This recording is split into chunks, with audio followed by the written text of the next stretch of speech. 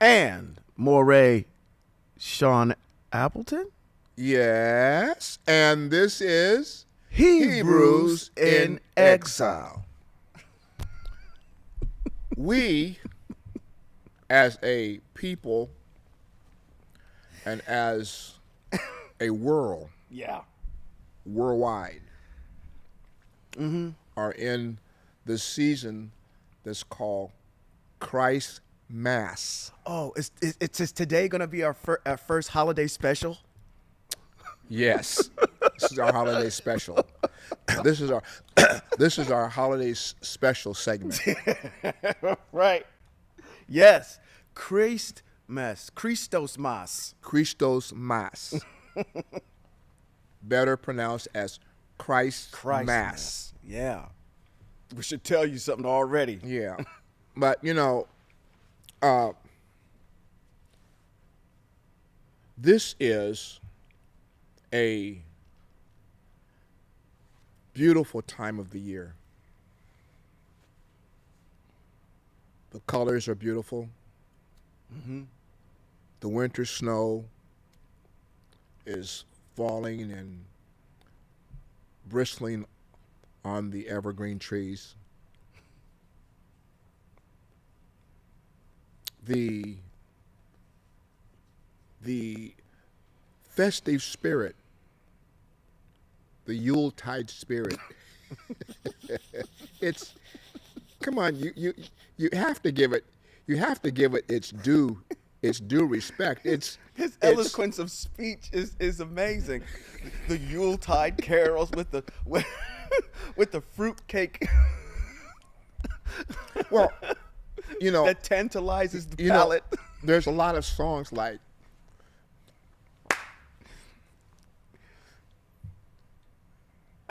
feels a little lot like, no, I don't want to do that one. Christmas all around.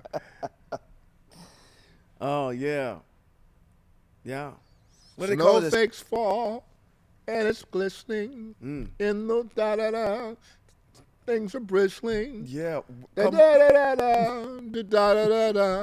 Walking in a winter wonderland.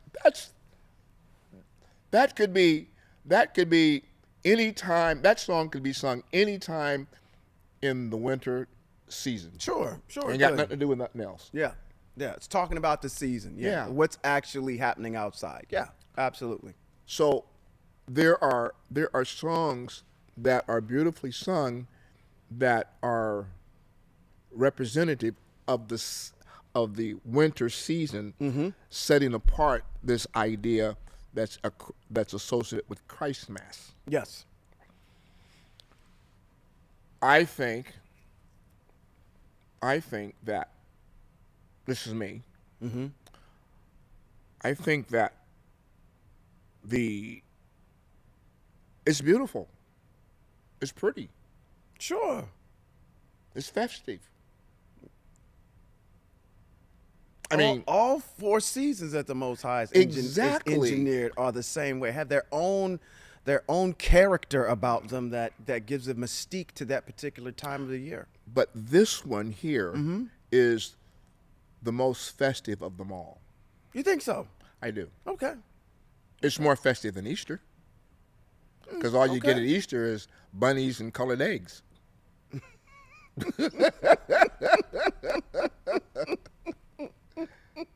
Okay. Yeah, that's true. And that becomes the festivity of the spring. Yeah. I'm thinking like, 4th of July, all those ones when the summer hits, you got the big boys coming in during that time. It's not festive. Okay. I mean, you've got well, I take that back. The fireworks display is pretty. Sure. But after that,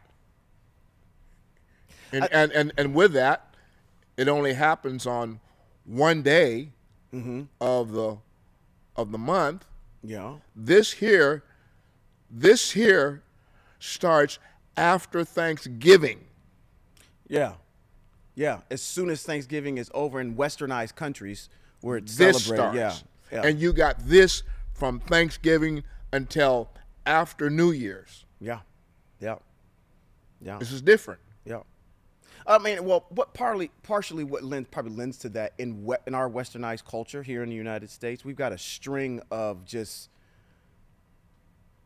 days that are set aside where people don't work. I think that's the best way to put that, because you're starting out with Thanksgiving, and then you go right into Christmas, and then what's after that? New Year's is that very next week, and then right after that you got Martin Luther King Day, that's a federal day, and then right after that you got getting into the February season with the. But I mean, they're stringed together. We have this speaking to the festiveness, this Christmas time with its winter wonderland glamour and its pomp and circumstance. Mm-hmm. It's intriguing. Sure. Which, oh man, I want to get into it right now. It's intriguing. Sure. Now, with that being said, a lot of things that are intriguing have been covered over with you not knowing what's behind the mystique and what's behind the intrigue. Sure. This is one of them. This is probably we were talking off camera, this is probably one of the most egregious ones out of the whole entire year. This is kind of, for me, the season of lies, because they're just everything that represents something during this particular time is what you've been told is a lie. There are certain songs that I enjoy listening to that extrapolate, that are winter songs that are sung only during this season, that extrapolate from out of it, those songs, anything that has to do with Christmas. Sure. You know. Mm-hmm.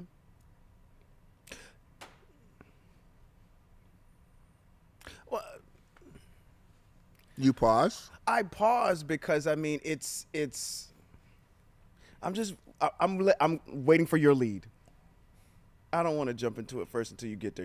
Looks like you got something you want to read. I got a lot to read. Listen. Yeah, we've gotten to a point in this culture where I don't even think matter of fact, I know a lot of folk do not want to even look to see why or what or when something actually happened in order to get it to where it is right now. Well, how it morphed from its genesis to where it is right now. And because it's shrouded with all this benevolence and all of this mystique of gift giving and joy and kindness and caring, it's the one time out of the year where everybody kind of puts down their awkwardness towards each other, for lack of eloquence, and acts hospitably towards each other. So when you have something that's so benevolently good that's covering up the stench underneath it, yeah, then you shouldn't listen to podcasts like these. I mean, it's shrouded. It's shrouded in its origin is shrouded in the glamour, yeah, and the pomp and the circumstance for which it is taken on. Right. For a lot of people, particularly individuals who are trying to make their way into a more perfect unification with the Most High, have to come to grips with this fact that this Christmas is off the table. But while they're doing that, you have to explain to them why. Sure. You got to explain why. Sure. You know, Yeah. what has the Nutcracker song got to do with anything other than the Nutcracker? But it's the Nutcracker suite is part of the pomp and circumstance of the season. Have you gone to see the Nutcracker? No. Okay. It's a musical It's a musical, yeah. Sure. about the Nutcracker, Okay. Okay. but it only comes up During this time of year. during this time of year, and it's associated with. And people, you're probably wondering why I'm saying Christmas. I'll get to that in a minute. It sounds like you're trying to make a really good distinction between there are things that happen during this season that are not pagan. Yes. In its roots. Yes. That are okay to Yes. participate Yes. in. Other things Yes. aren't. Yes. So don't think that we're coming to demonize No. everything that's Exactly. happening. That we're Exactly. getting ready to talk about. Yeah, and just because something happens to be going on in the season, and it's in the season, does not mean that you're celebrating Christmas. Correct. 100%. With you. I think the beauty of the winter, while it's cold, I still think it's one of the prettiest of the four seasons in its aura, because it brings out all of the grandeur aura, and it lasts for more than one day. Sure.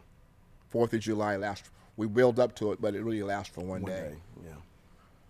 Well, you don't have the mystique of the 4th of July for the whole entire month of July. Yeah. Not like it is for this one. Easter lasts for one day. Yeah.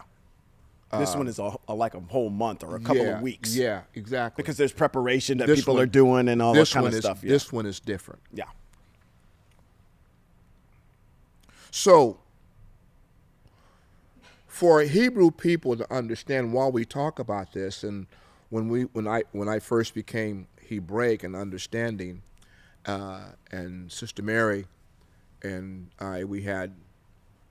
she loved her Christmas, and we had the tree and all the lights, and like everybody had, and we went out and Yeah, we likewise. bought gifts and put under the tree, and it's one of the and I kind of get it for families that have children, because families that have children, it's difficult for them when they have to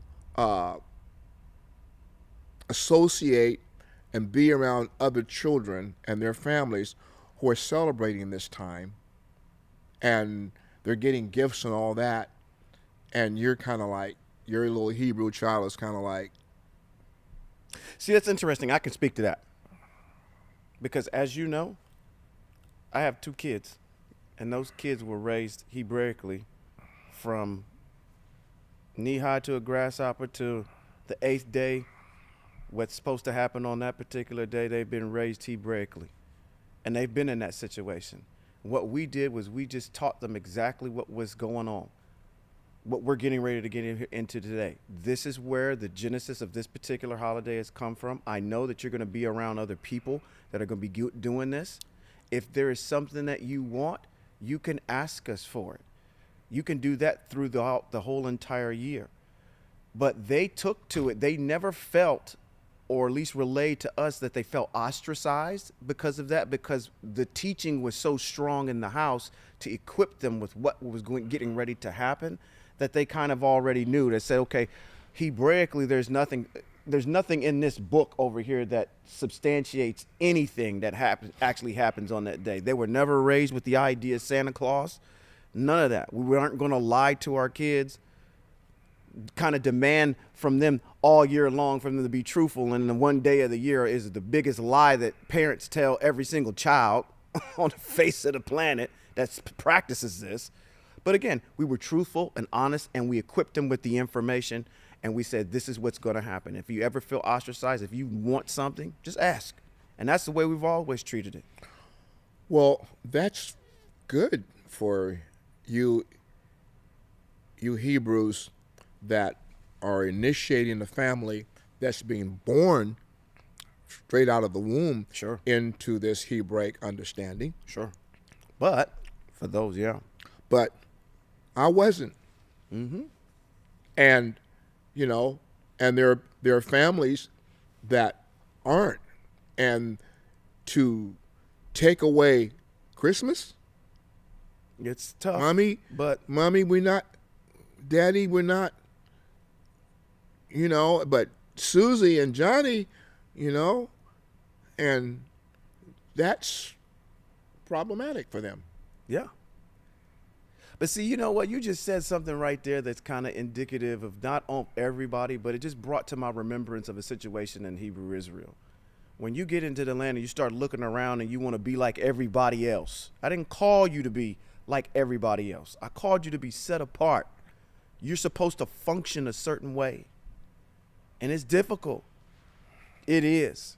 And I'm not putting any shade on that, but if we're going to teach truth and we got to walk in truth, we can't baby it. But you know, and let y'all deal with the Most High on that one. I mean, we're going through this because we've got people that listen to our podcast. Sure. And it's our job to try to help them to understand how we navigate through this season. I personally have come to really can't wait for it to be over. Right. You know, Like I don't even think about it. yeah. It's just, So when I turn my radio on, I don't have to hear "Away in the Manger." You know, I have to hear Right. all these little Christmas Jesus songs. right. But anyway, all of that being said, you and I know, and if you study Scripture, that the Yuletide extravaganza and this whole montage around Christmas is nowhere commanded in Scripture. But every year we hear the phrase, put Christ back in Christmas.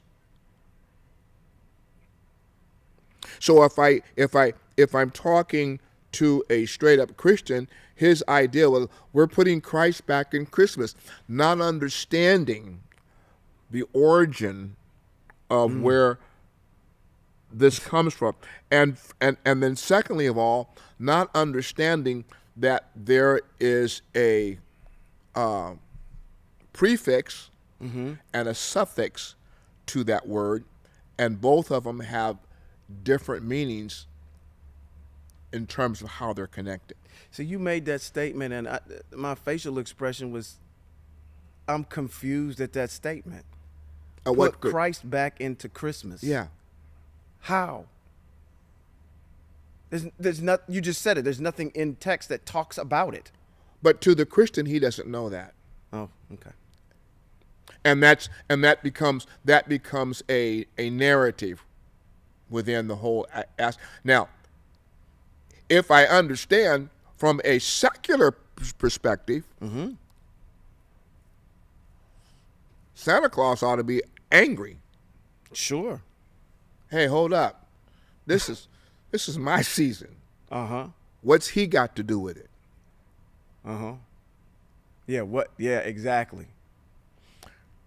Santa Claus and Christ are two diabolically opposed individuals. If we look at it from a Christian perspective, if I want to combine, they're not synonymous in their in whatever, in nothing. Even if we accept the fact that Jesus was born on December the 25th, which he wasn't, number one. And if we understand the narrative backdrop of how the narrative between Mithra,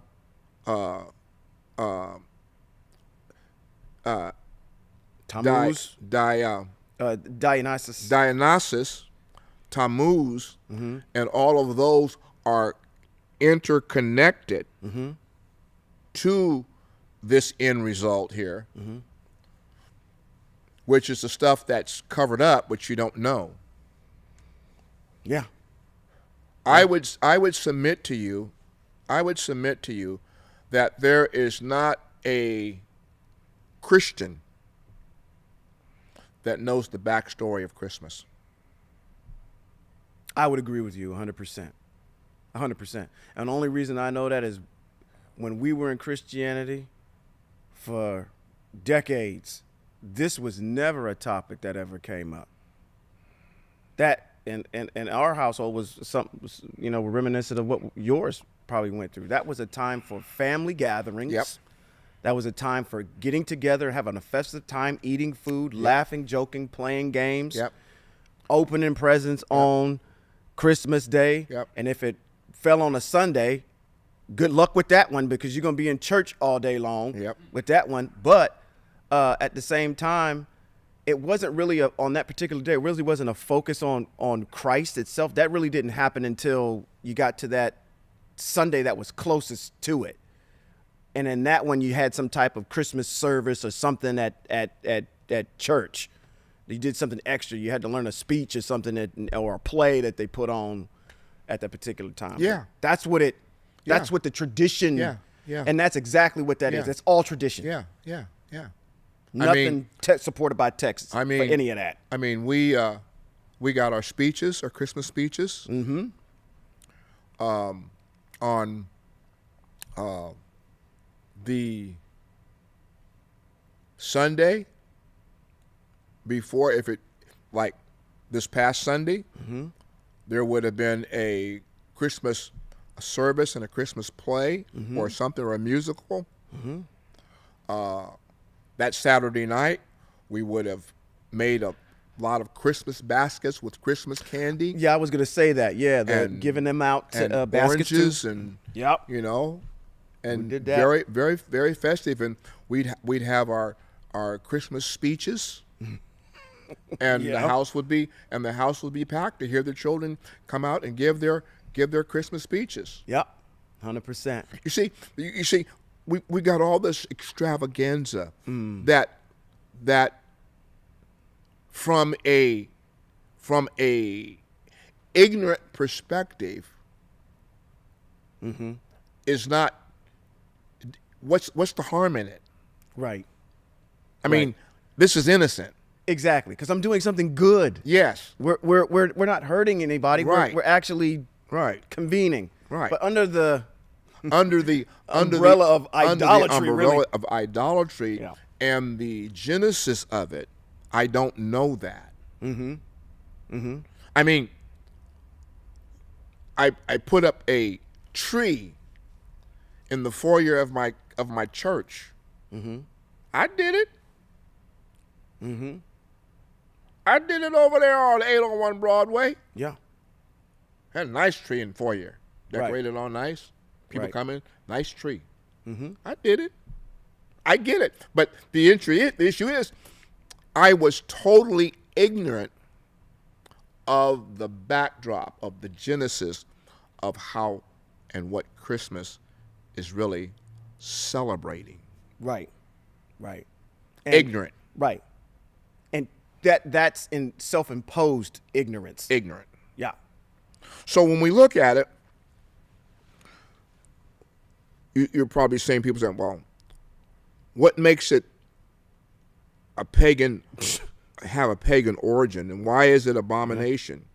Well, first of all, it celebrates the winter solstice. Yeah. And number one, there is no violation of celebrating the winter solstice. We can look at December the 25th and say, well, it's the day in which it's the shortest day of the year, and it's cold, and but I don't have to put. If I do, I don't have to put a spin on it about it. It's the shortest day of the year. Okay, so yeah, in context, Yeah. we're saying it's the shortest day of the year, and we're just acknowledging it. It's Just not like we're acknowledging going it. out there and putting on, having a festival for the shortest day of the year, or its association with something else. No, we just acknowledge it's the shortest day of the year. And that the sun worshippers of antiquity were fearful that the sun would continue to decline in the sky and not return, so they observed Bromelia, December the 25th, as the birth of the new sun, when the sun began to rise higher in the sky. Yep. I think that there's So when we start putting these spins on it, now we're getting into this idea. Now we're doing something that's idolatrous, because now we're celebrating something that's in the sky. right. There you go, because the commandment is Because the that commandment tells us not to celebrate anything in the sky. I think that's associated also with. I think you're probably going to get to it. Is the pagan ritual of Saturnalis. Yes. Saturnalis Yes. actually is where that evergreen tree actually shows up, because it's commemorating the renewing of the sun, and Yes. that is the kind of the purpose of it, the fertility of the sun coming back. So decorated trees are associated with Saturnalis. In the Encyclopedia Britannica, it reads in this context, the origin of the Christmas festival is the Old English Christes, Christes, Mass, Masse, breaking it up into two syllables, Christ Mass. The traditional customs connected with Christmas have developed from several sources as a result of the coincidence of the celebration of the birth of Christ with the pagan agriculture and solar observation at midwinter. The Roman world, the Saturnalia, December 25th, was also regarded as the birth of the Iranian mystery god Mithra, the son of righteousness. That's in the encyclopedia. Okay. So when Constantine was the ruling power, the church at Rome assigned December the 25th as the date for the celebration of the feast, possibly about AD 320 or 353. By the end of the 4th century, Yep. the whole Christian world was celebrating Christmas on that day. The choice of December 25th was probably influenced by the fact that on this day, the Romans celebrated the Mithric feast of the sun god Nautilus Solis Invicta, and that the Saturnalia also took place at that time, Collier's encyclopedia. So we can see from both encyclopedias reveal that the source of the celebration of December 25th is the birth of Mithra, the pagan sun god, having previously discussed So antiquity studies link Tumaz to this celebration. Semiramis, who bore Tammuz, was the wife of Nimrod. After Nimrod's death, she ancestrally married Tumaz, believing him to be the reincarnation of Nimrod. Semiramis established the Babylonian doctrine of Nimrod, deifying him as a spirit, and claimed that an evergreen tree suddenly grew from the dead tree stump, symbolizing the emergence of his spirit and bringing to life each year on the anniversary of his birth, December the 25th. He would visit the evergreen tree and leave gifts. Backdrop story. Which is, go ahead. This history reflects the development of idolatrous practices. Simply put, this celebration is associated with the worship of the sun, which takes us back where? To Shemot, chapter number 20, when it speaks about you shall not worship anything that is in the sky or in the heavens above, on the earth where you are, or in the shoreline below. So when we look at this word Christmas or Christmas, as we already mentioned, it reveals another name associated with this season, which is Saturnalia. Yeah. Saturnalia, this is a time of merrymaking, exchanging of gifts. Once again, it is also the birth of the Iranian mystery god, Mithra, the son of righteousness.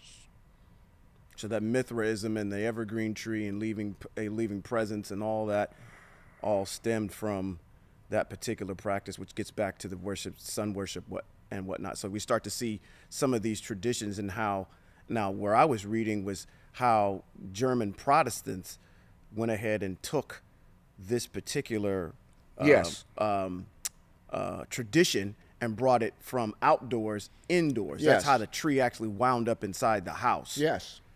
And so when I took a look at it a little bit further, when to say that this guy, Saint Nick. Saint Nick, right. So Saint Nick is associated with a 4th century bishop that actually, he's very benevolent. Yes. And the story goes is that he's benevolent to the point where he saves 3 young girls from prostitution, being put into prostitution by putting money into their dowries. So the tradition of actually leaving your stocking over the chimney comes from that, because what it says is that what he did was he threw the money into the house. And so that's why you leave your stocking there, is when it's assumed that he's going to throw the money down the tree and down the chimney, and you're going to catch it in the stocking. That's what that's for. That's where that tradition comes from. So which I didn't, when I took a look at it, I said, wow, every stitch of this particular holiday has some type of where it's pulled in some pagan thing or some relatable issue out of maybe Catholicism and kind of incorporated and infused, and it's become this metamorphed itself into this particular holiday. Yes. Which again, at the end of the day, has no receipts anywhere in text for you to do. And I think, we can keep going on, but at every Saint Nick was supposed to be a man of color. Did you know that? Yeah. That Santa Claus is supposed to be black. And I'm going to get everybody in the chat running with that one. They're going to be going crazy and they're on that one. Where'd you get that from? Yeah, where's your receipt for that? So the receipt from that is actually when you go ahead and you look up actually Saint Nick, which is what Santa Claus is based off of. Saint Nick is actually, like I said, a Catholic bishop in the 4th century who was in the area of modern-day Turkey. So he would have been a person of color. That's where the receipt is for that one. So where did this issue of Saint Nick and it being, it's him turning into this character that we see now, this jolly old rotund guy. And that's because of commercialism. It's like Coca-Cola got a hold of it. This is like a later century type thing. This wasn't celebrated like it is today. It's like culturally, for the last couple of centuries, they've kind of morphed it into this, to what it is. Yeah. So through propaganda and commercializing it. And so our concern for our Hebrew brothers is that this whole idea of this season is not a season, or the winter season is fine.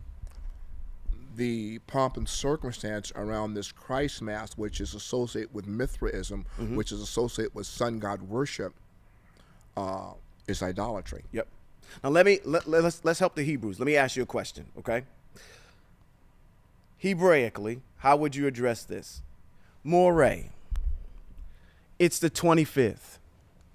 Am I in the wrong if I go over my family member's house to eat and they celebrate Christmas, or I go someplace where they're celebrating it? Am I in the wrong? What say you? I already know the answer to this. For most Hebrew people that I know, they have a conviction about that. Okay. And their conviction is that, yeah, but I'm there around people that are celebrating it.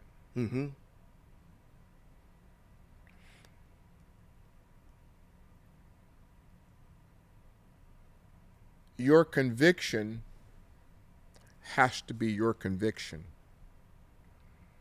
And I'll tell anybody this.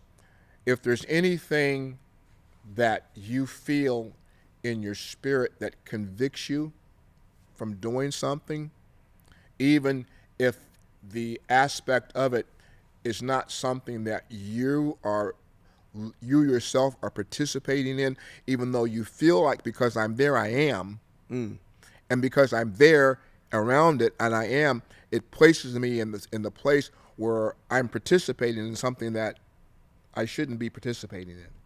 It's what it looks like. Yeah. Okay. Yeah. So there are two schools of thought on it. There's that very strict position.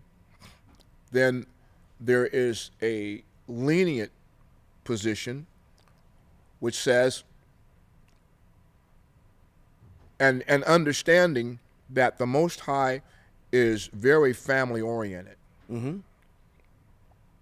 And to also recognize that being Hebraic doesn't make us Seventh-day Adventists, or what's that very strict where you can't do nothing with your family.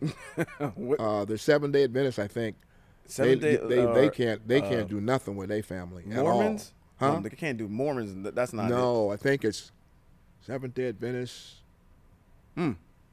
One of those Sabbath meeting places, you're not allowed to do anything at all with your family. But you see, when we get into stuff like that, we're looking at things that begin to smack with the idea of a cult, where you're restricted. I can't do this, I can't do that. The Most High only asks us to do one thing: follow his mitzvot and his teachings, and do not participate in that which is idolatrous. Okay. So now, if I phrase it in that context, do not participate in that which is idolatrous, and my family is,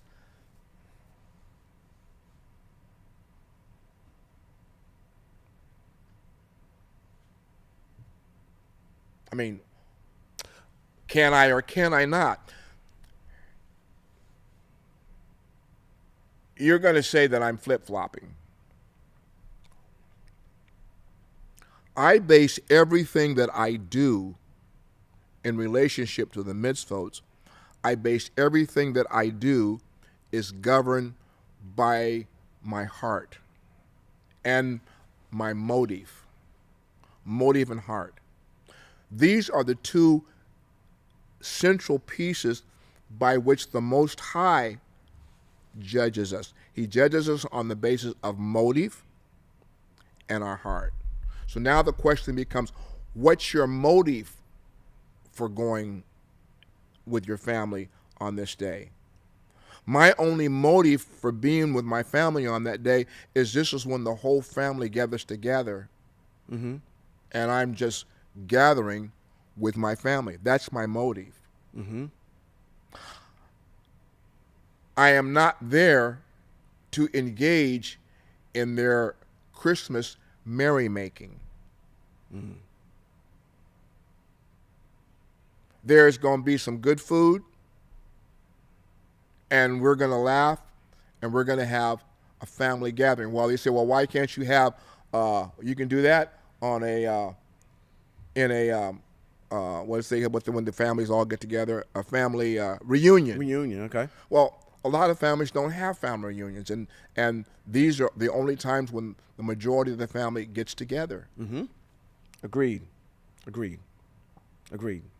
You know, and so, they ask, well, where's George? Well, George doesn't participate with us on these days, and that's fine if that's his conviction. If that's his conviction, and if that's your conviction, that's fine.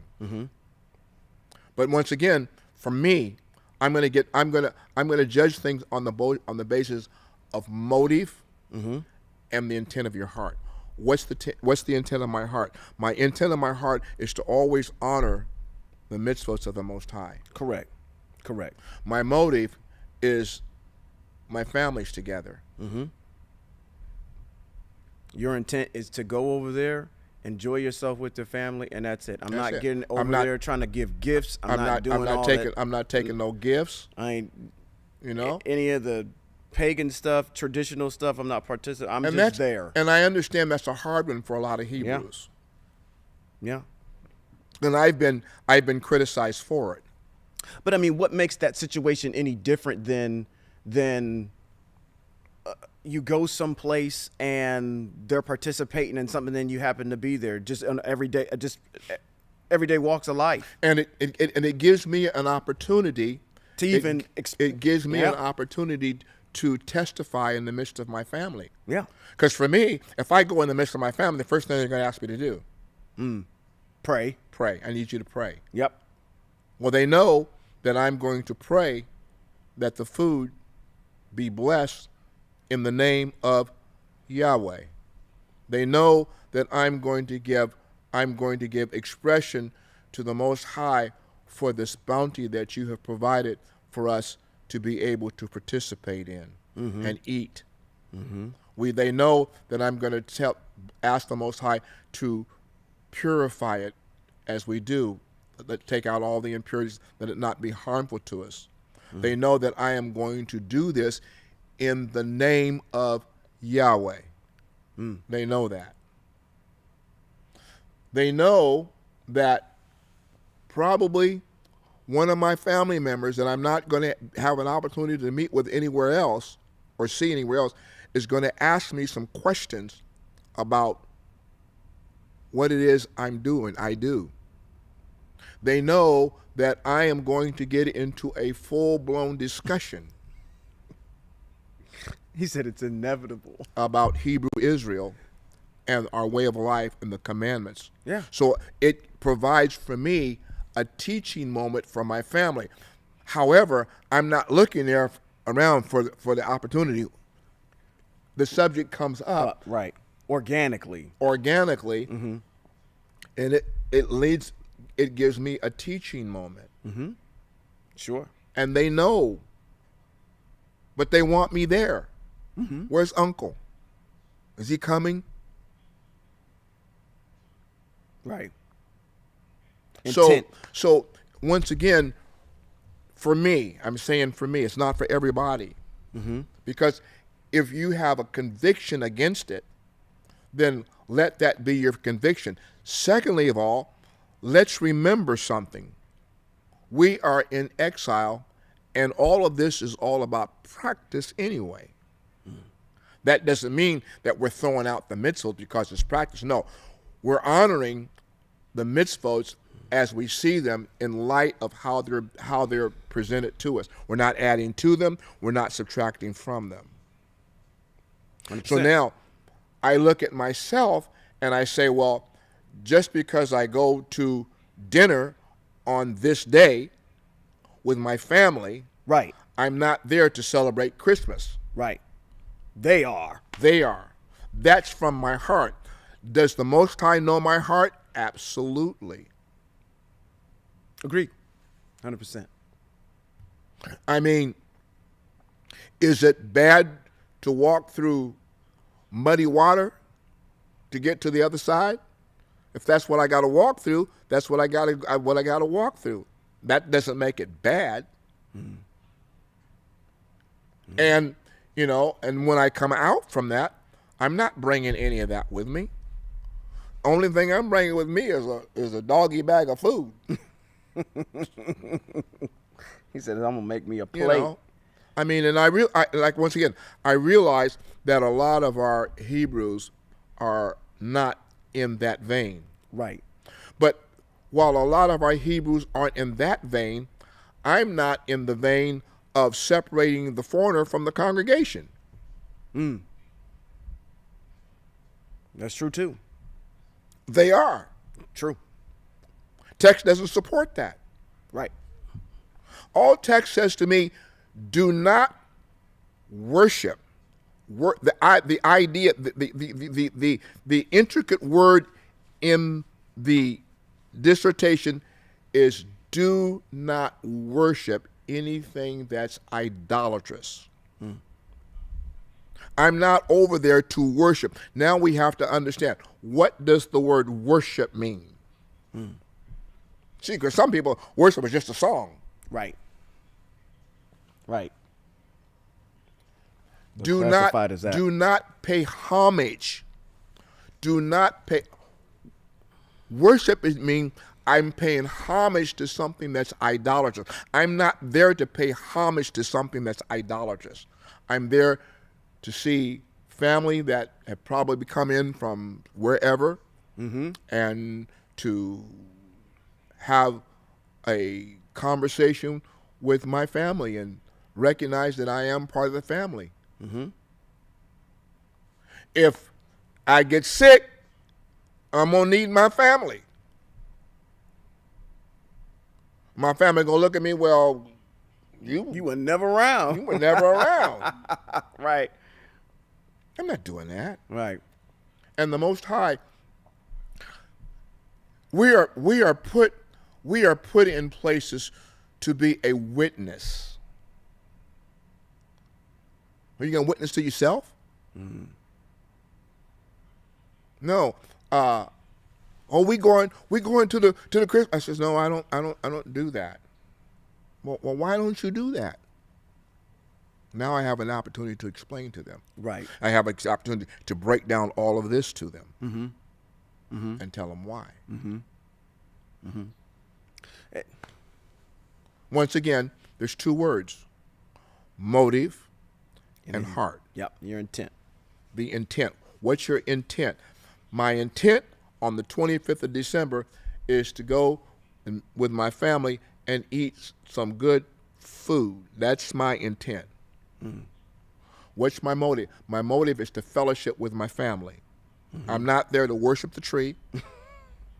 I'm not there to get a gift. Right. I've told them, don't get me no gift. I don't want, if you want to give me a gift, my birthday's coming up in January, give me my gift then. But not on this day. Right. Right. And don't wrap it in Christmas paper and put it under and put it away and give it to me on my birthday. Don't do that. Right. Don't do that either. Don't do that. See what I'm saying? Right. So it gets the motive and intent. Okay. And your heart. Because that's what the Most High is judging. You know, what's the motive? What's your motive? What's your intentions? What's your heart? Yeah. My heart, Father, is that I will not worship anything that's idolatrous. Worship. Give homage to.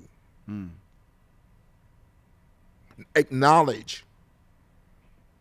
You are the only one that I will acknowledge. All right. That's good. I mean, that's where that's me. That's where I am. No, that's exactly, And everybody has to draw their own position. And you say, well, I don't agree with that. Well, that's okay. Right. Right. Because the one I have to answer to is the Most High. Right. Right. Right. And he's going to be my judge. Yep. Yep. And we are in exile. And I'm doing everything that I can to walk in right standing with him. I mean, and to put it, so like I said, so let's do this. So if I go to the store, and buy some food, and I go, I think I want to have this tomorrow. Well, it's no different than any other day. Right. Sometimes we plan food for a day. It's no different than the other day. Well, I mean, look at it this way. It's food. Is it the same thing as it saying just do it in reverse? Let's say on that particular day, if you're struggling, hypothetically, I have this 25th day coming up. I'm going to cook at my house. They all celebrated Christmas, but they come into my house to eat. Is it not the same thing? They went ahead and celebrated and did their thing. It's just the location of where it is doing it. I'm trying to help out the person that's saying, okay, that might say, okay, looking at us like you're still walking. No, it's if I flipped it and had it at my house. I'm having dinner at my house on the 25th. Right. If y'all go, well, that's Christmas. Well, it's a day. No, it's just a day. It could be the 24th. It could be the 20th. It could be the 1st. I'm just having, Sean.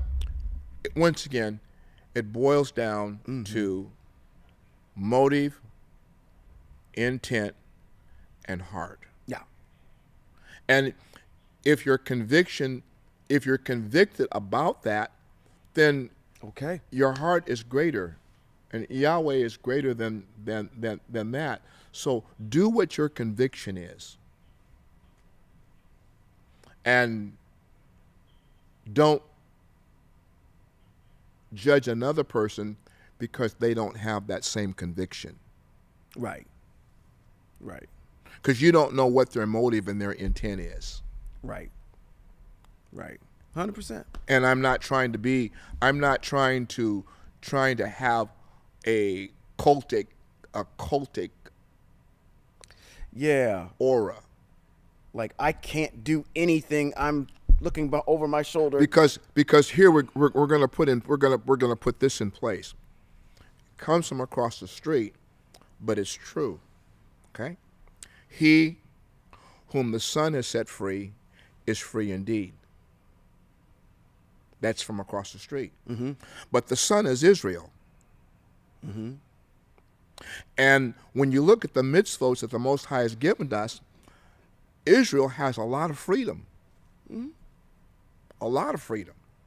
As a matter of fact, within the reigns of the Christian church, you are more restricted and you're more bound up on the basis of policy than you are the Most High's mitzvot, because you don't even know what they are.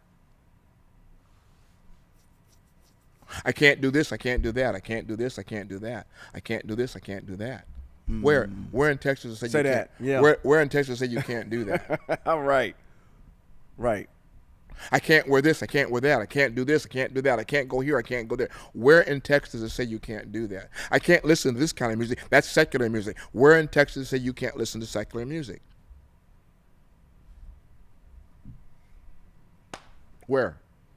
Is music not amoral? Yes, it is. Do you not have the restraint to decipher what kind of music you listen to? Mm-hmm. Yes, you do. You know when music that you're listening to is not good music when they talking about, you listen to rap music and it gets really funky and that kind of nasty up in there. That's not something I want to listen to. Correct. Your senses, you can decipher through that. Mm-hmm. Correct. Absolutely. I gave away all my good jazz albums because somebody told me that you can't listen to that now. All my good jazz albums. I had a library of jazz music I gave away. Did you ask why? Why you what why? No, you can't listen to that music anymore. But see, my sister couldn't listen to R&B. And my sister played the piano, and you had to do it in the closet. Right. And see, that's the thing that because that's not considered holy. By whose standard? Well, neither is a lot of stuff that's amoral, that's not holy, but you do it and you don't even question about, well, that's okay. Mm-hmm. So when it gets down to where the rubber meets the road, where we understand by text what the Most High defines as being set apart, as opposed to what's not set apart, and understanding the liberty that there is within that whole the package of the Most High basically tells you, go live your life. Go enjoy life. I've created all of this for you to enjoy. Go enjoy it. The only thing I ask you not to do, I ask you not to pay homage to anything that's idolatrous. That's the and if I tell you something is an abomination, then don't do that. Other than that, what? What can't you do? And then that's where the control comes in, because that's when agendas get placed to try to protect folks from of whatever the intent or whatever it is. And then what we also have to instantiate is your ability not to question that authority at all. And that will keep you locked in to where you are. Ask the question, why? Where are your receipts? What are you basing that on? And if they can't actually give you a reasonable answer, then why are we doing it? Oh, now you've become a rebel. Now you need to get set down. Now the whole entire thing of the public shaming comes into play to reinforce the idea that we are the authority at the end of the day. The Most High tells you, I have set before you good and evil. If we study the mitzvot, we will see what's good in there. The good in there is opposite that which is evil. Mm-hmm. He tells Israel, I'm setting you between two mountains. One's green and flourishes. The other one is fallow and desolate. I'm giving you the opportunity to choose which one, good or evil. You in your own consciousness, every man's conscience knows that which is evil. Mm-hmm. It doesn't take a rocket science to teach. You don't have to go to college to figure out what's evil. Right. Your spirit deduces what is evil and what is wicked. And wickedness, by the standard of the Most High, is any violation of his commandments. Sure. So if you know the commandments, all you do is walk within the framework of the commandments, and you're good. Everything else is good. Mm-hmm. You're good. Does the commandment say I can't do this? No. Oh, you drank wine. Well, yeah. And then Colossians say, don't judge me in eating and drinking? Come on. See, now you opened up a can of worms, because if I'm reading that, my Hebrew kicked in immediately, because that's not everything. Exactly. That means that man is talking about specifically what the Most High said is what he called out as food. Yes. That's the crazy part, because everybody thinks that it's just okay, it's whatever. And now Doritos and everything else and pork chops are now on the menu. No. And that ain't the case at all. No. Because eating all things and giving thanks does not purify it. Correct. Because the Most High has given you in Vayikra chapter 11 what is food and what's not food. So the writer of that text didn't have to explain it to you, because he was talking to Hebrews, and the Hebrews knew exactly what food was. They knew what food was by the commandment. Correct. He didn't have to explain it to you. Right. You're the one that don't know. You're the foreigner that don't know that. Oh, tomorrow is the 4th of July. Oh, what's that? You're the only one that doesn't know what food is. Correct. So you think that eating ham and shrimp and pork and pig and all that stuff, you think that, well, I prayed over it and blessed it, and that sanctified it. No, it does not. Where is that in text? Where is that in text? Well, he said all food is to be eaten with thanksgiving and praise, and therefore, no, yes, he did. But the writer knows what food is and what food is not. He knows what's clean and what is not clean. Mm-hmm. He knows Vayikra chapter 11, and he knows Genesis 1 and 29. 1 and 29. Mm-hmm. He knows what those two pieces are that define what food is. He's talking to Hebrew people. He's not talking to the nations. Yeah. For which you have been acclimated into believing that you can eat anything that you want to eat and pray over it, and that sanctifies it and makes it all right in the eyes of the Most High. No, it does not. And the other factor is you have to realize, that a lot of the things that are written in the New Testament have been taken from Hebrew writers. Sure.